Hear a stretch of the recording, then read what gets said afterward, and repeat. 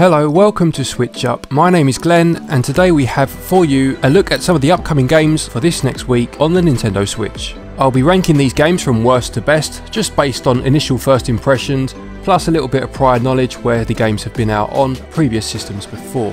Again, this week seems to look fairly average, to be perfectly honest, and a lot of the games also seem to have a pre-order discount, so we'll look at that too.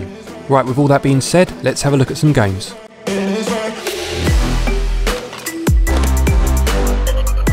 Right, before we get to the actual ranked list then, I'm going to talk about another game that I didn't actually notice because it's only coming out in America for the time being anyway. That's DC Universe Online. Now this is a free-to-play MMO action game and has been out on other systems for a while. You can create your own character and then explore some of the DC universe such as Gotham City, etc. I haven't played this game so I don't know if there are any pay to win aspects to it at all, but what I do know is it's an absolutely huge 24 gig download. Coming in at number 10 this week then we have a game called Taimumari Complete Edition. Now this has been out on Steam for a little while now and is a retro inspired platformer that certainly wears its Japanese roots firmly on its sleeve. This one doesn't do anything inherently wrong, it looks like it could be a decent game. One thing I will say is it uses the 8-bit retro look and I am getting quite fatigued with that. I like the 16 and 32-bit look that you see in some games these days. 8-bit is wearing a little thin for me, but having said that, there were times during the trailer, especially with some of the backgrounds, where it looked genuinely charming, almost as if it had used pastel colours to create those sunrises and sunsets. At about £12, $15 or euros, probably a bit on the expensive side, hence the reason it's at number 10.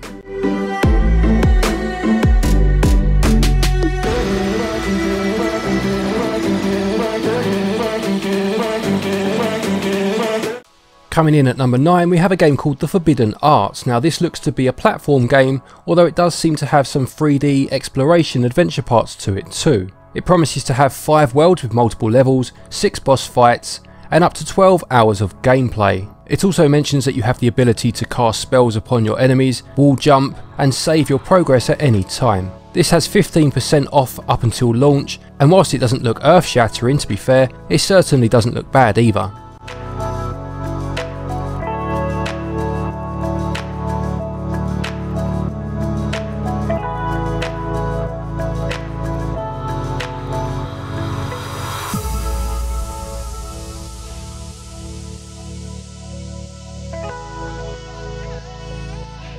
Number 8 goes to a game called Tactics 5 Obsidian Brigade. Now this is a tactical turn-based RPG and pays homage to the tactical RPGs from the 1990s. It states that it uses a technique which converts 3D assets into a 2D isometric look, and to be fair, having watched the trailer, the animation has a beautiful fluid style to it. It's said to have between 12 to 18 hours of story, with 3 hours of optional story too, but I can see this game's biggest problems being the price that it's going for at around £19, $25 in euros, but also the fact that Fire Emblem has just come out, which has probably killed this game's chances of getting any sort of major sales at the moment, to be honest.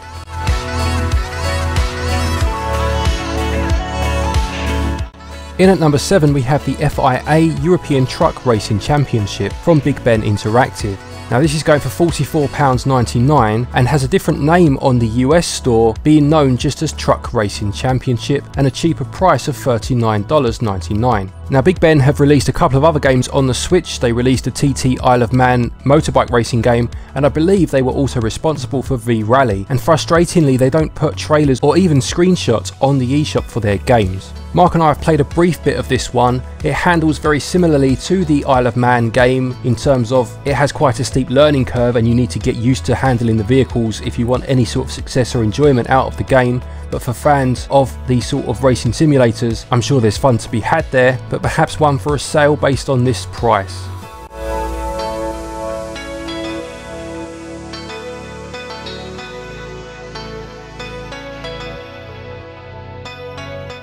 Next up then we have a game called Damsel, and this is another game that has a 15% pre-order discount up until launch. This game goes for a comic book art style, and having just watched the trailer I can't tell, I must be honest, whether the gameplay is arena based and you are defeating enemies for a high score, or if it's platforming based. It may be a bit of both actually. The game promises bite-sized gameplay with classic arcade action and challenges you to use quick reflexes and devastating melee attacks to defeat your enemies.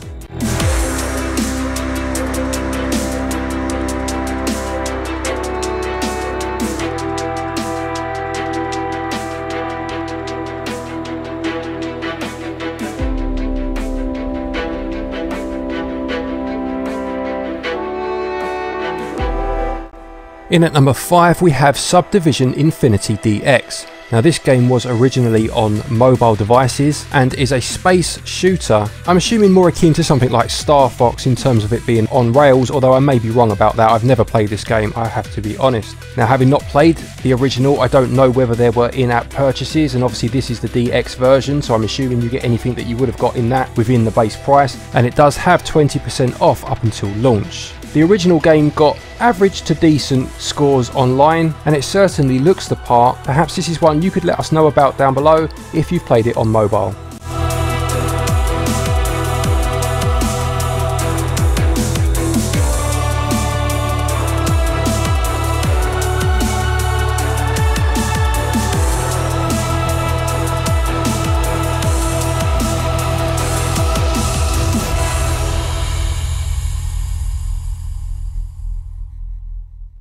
At number 4 we have a game called Race Die Run from Cubic Games. Now this is a futuristic racer by the looks of it, and again I just want to highlight what Cubic Games do a lot of the time, which is this has 50% off at launch up until September, actually the 15th of September, if you own one of their previous games. Now I said in a recent video, I think it was our Gaming for Any Genre on a Budget video, that Cubic Games put their games on sale for ridiculously low prices, and if you then buy one of those, it qualifies you to buy one of their newer games at about 50% off at launch. So for example, Grid Mania was the one I highlighted in that previous video that went on sale for 9 cents, and had you bought that at that time for that crazy price, you can now save half of the money of this new game.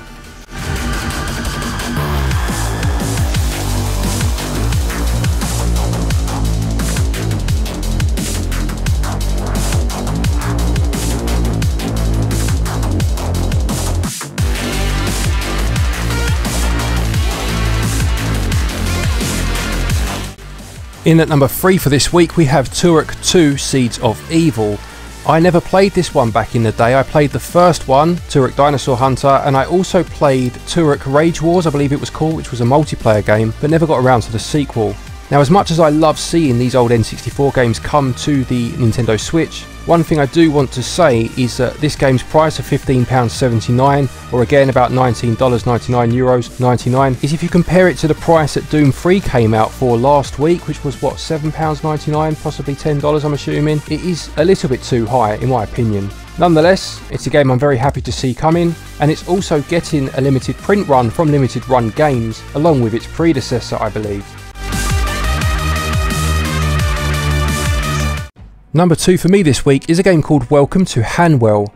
Now this game has been out previously on other systems, I believe it was on Steam, and is a first person horror game set in the town of Handwell. You will need to traverse and explore the landscape, protecting yourself from monsters as you go.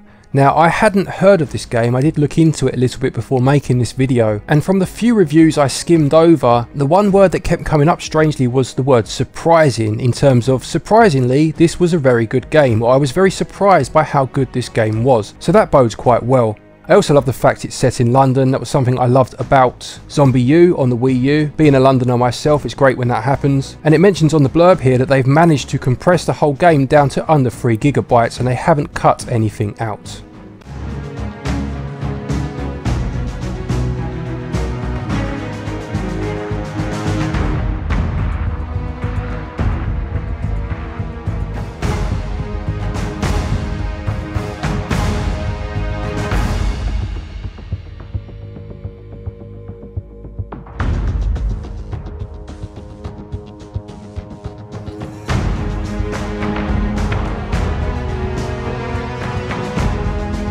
Number 1 for me this week then is a game called Pillars of Eternity Complete Edition. Now this game has been out since 2015 on Windows and is a spiritual successor to the Baldur's Gate series. It came about via a Kickstarter campaign and raised over $4 million, which made it the highest funded video game at that time. Now this one goes for quite a high price I must say, at £44.99 or $49.99, but it does have 20% off at launch, and in fact that sale goes up to the 15th of August. Now Mark will be reviewing this one for us, so you could wait for his review, see what you make of it and still grab it for that discounted price if it still takes your fancy.